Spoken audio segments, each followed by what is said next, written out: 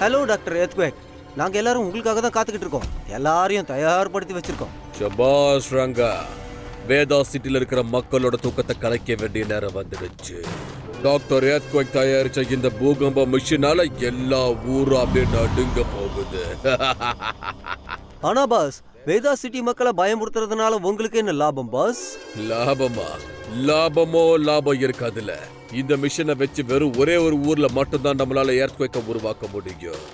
ஆனா இப்ப நான் உருவாக்க போற மிஷினை வச்சு எந்த நாட்டுல வேணாலும் எப்ப வேணாலும் என்னால பூகம்பத்தை உருவாக்க முடியும். அப்புறம் எல்லா நாட்டிலையும் என்னோட ராஜ்யம் தான். ஒவ்வொரு ஊரையும் அப்படியே நடுங்க வச்சு என் ராஜ்யத்தை அங்க நான் அமைச்சுக்குவேன்.